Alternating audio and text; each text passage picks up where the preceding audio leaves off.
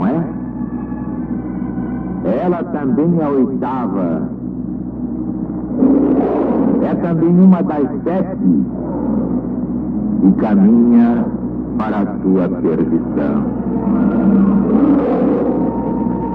E as 10 pontas que tu viste são 10 reis que ainda não receberam o reino,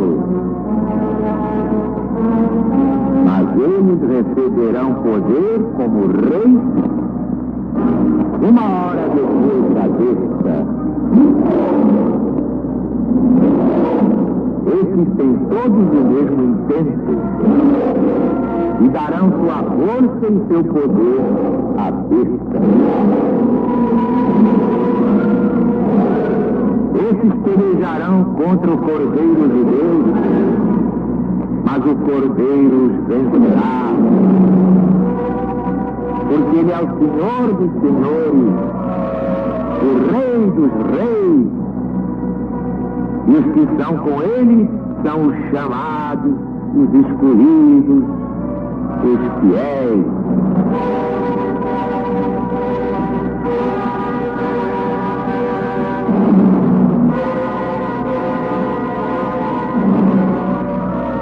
Disse mais o anjo: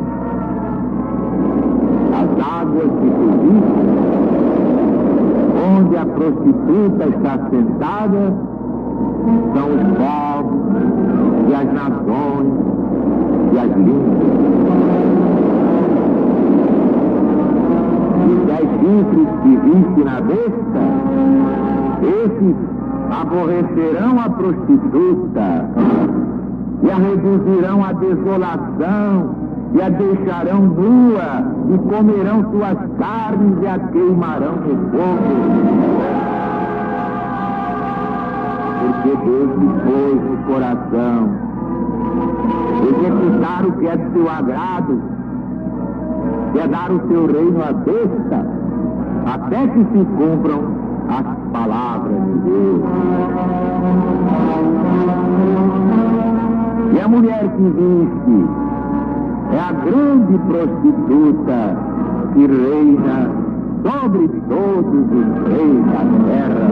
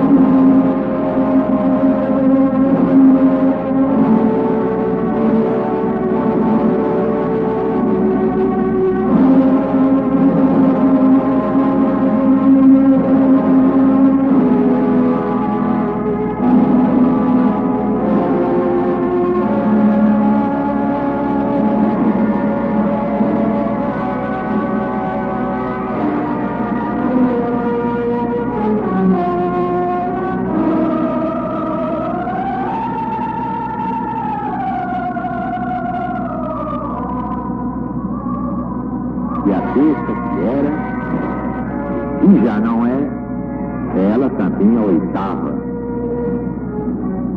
Vejam vocês, uma miudeza histórica sendo notada e combinada com reflexão, aclara muitas vezes pontos obscuros do Apocalipse. Até aqui, reparem bem, São João, evangelista, não tinha falado senão de uma besta de 7 cabeças. Agora, a esta mesma besta, chama ele oitava. E misturando as cabeças com as bestas, acrescenta: é também uma das 7. Na primeira volta cíclica, e é que nós vamos entender. Vamos logicar.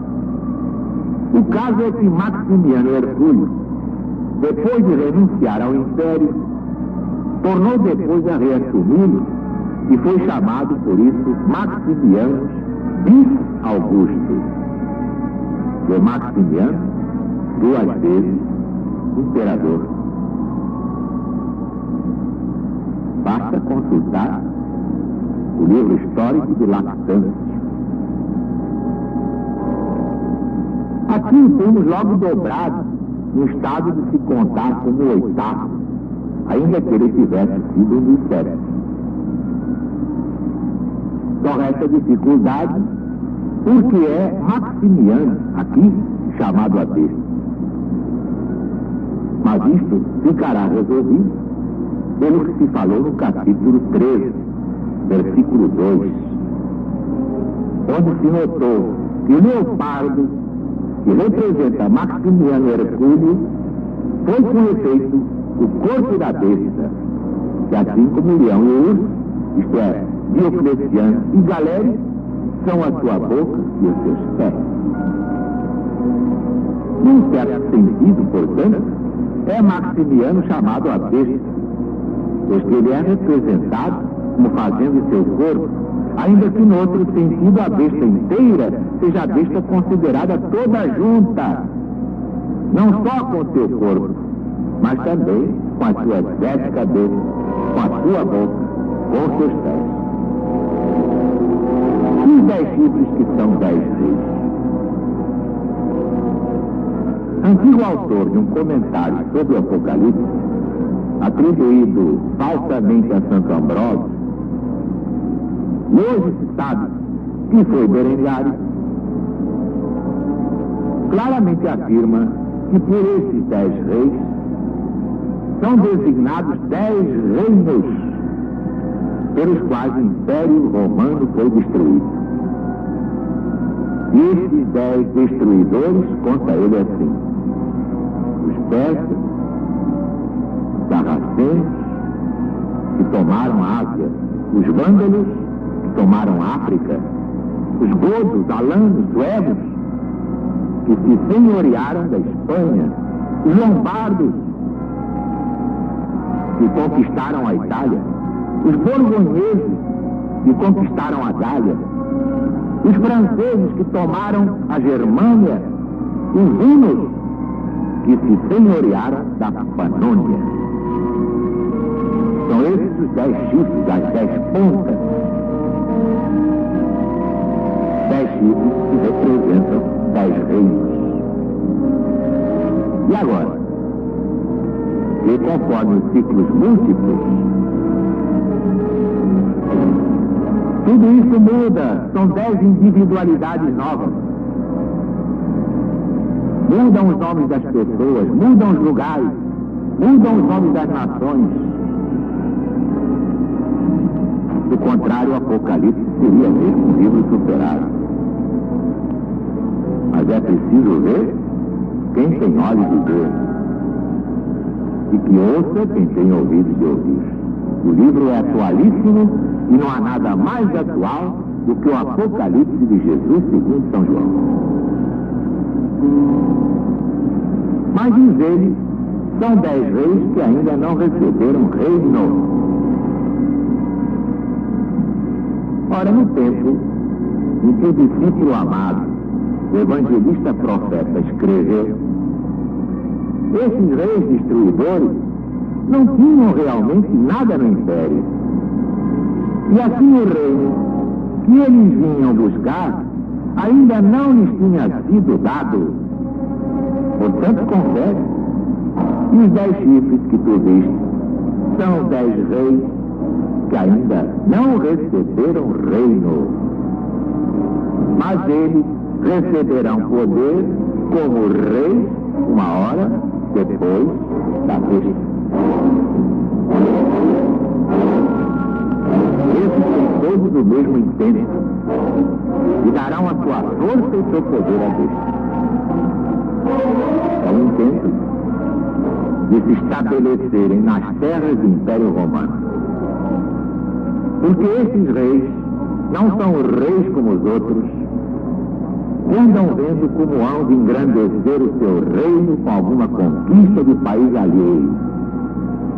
São todos uns reis sem reino, ou ao menos sem algum assento determinado da sua dominação, que andam vendo como se hão de estabelecer, como fazer um reino num país mais cômodo do que aqueles que deixaram.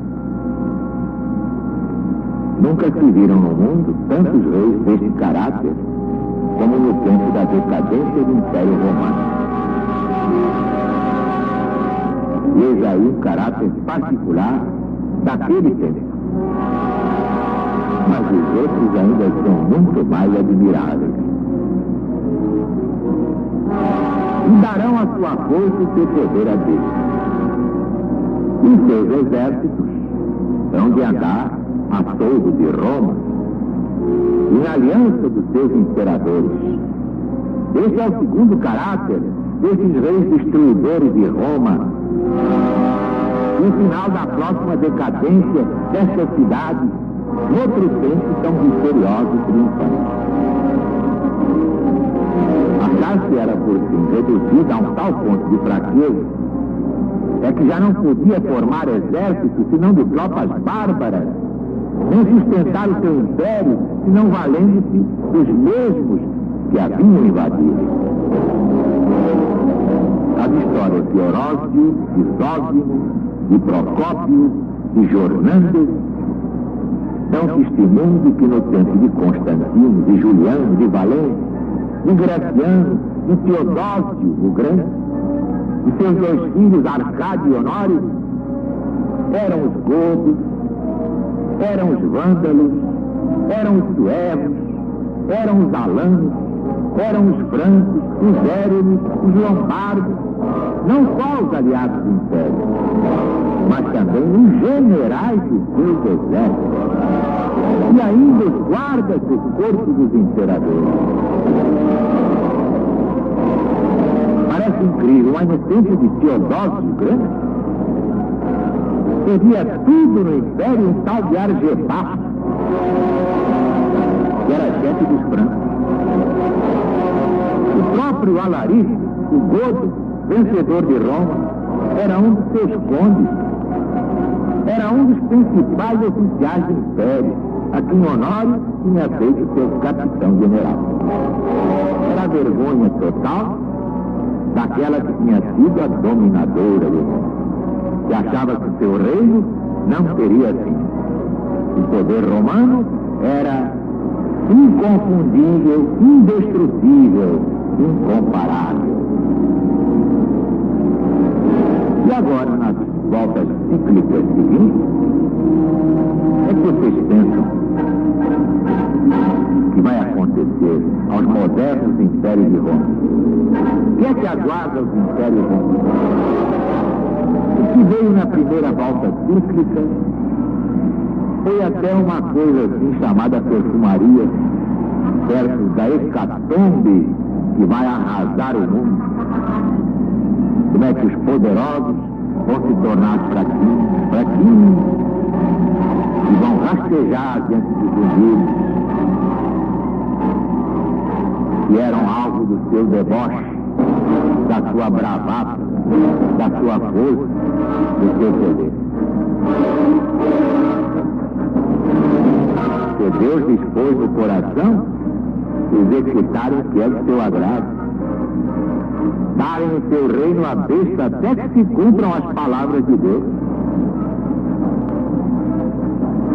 E vão se cumprir.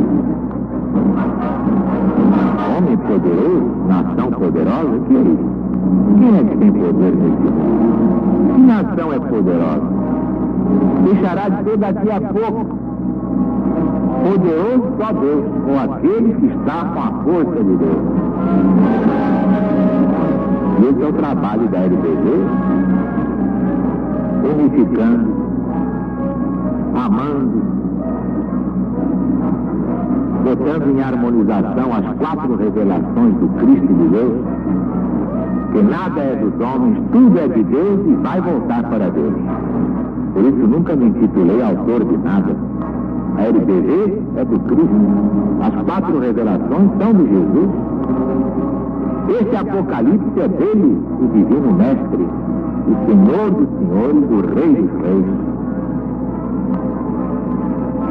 Isso me alegra muito, saber que há muita gente tomando conhecimento, ouvindo essas gravações de todas as emissoras ligadas à LBV, porque são ordens de Jesus. Nós não somos nada não valemos nada, por isso não inventamos nada.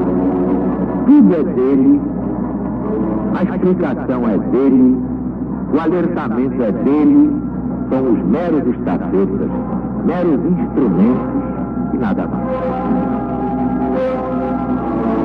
Ora, esse Apocalipse é de Jesus. E Jesus, o Deus, não foi para apavorar ninguém, mas para prevenir. Meninos, não brinquem porque a vida não brinca. Cada um vai receber de acordo com as suas obras. Nada menos, nada mais. Você pode enganar a humanidade, e há quem o faça com muita mestria. Há verdadeiros mestres, entre aspas, conjugando o verbo rápio. Mas não adianta você enganar ninguém se não engana Deus. Você não pode transgredir a justiça divina. A justiça humana pode errar, mas a de Deus não erra, não. E também, se a justiça humana errar levianamente, será retificada. E os juízes serão julgados pelo único juiz infalível, que é o Cristo de Deus. Parabéns à mocidade legionária, que prova que estará aí mesmo comandando o mundo na hora do Armagedon. Aquela hora convulsa. Nossa brava gente legionária estará apta a comandar o Brasil e a colocá-lo na vanguarda do mundo. Que a paz de Deus esteja em nosso coração. Que todos sintam que é chegada a hora de acabar com as palhaçadas, com as inutilidades, as calúnias, as difamações, as maldades, que Jesus já vem ali para dar a cada um de acordo com as suas obras. Você que sofre, você que está doente, ou desesperado, ou vacilante, por que tudo isso? Deus está aí ao seu lado. Se você tiver fé na presença de Deus, no poder de Deus, seja o que for, você vai vencer. Para Deus não há moléstias incuráveis. Quando o médico humano lhe disser é incurável a sua moléstia, lembre-se então do médico divino. Ele nunca lhe dirá isso. Ele perguntará apenas: crês que eu posso curar-te?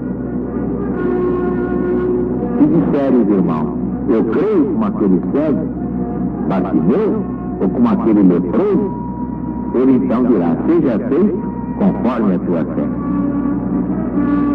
Não desanimar, não se deixar cair, não rastejar diante do mal, nada temer, porque se Deus é por nós, quem será contra nós?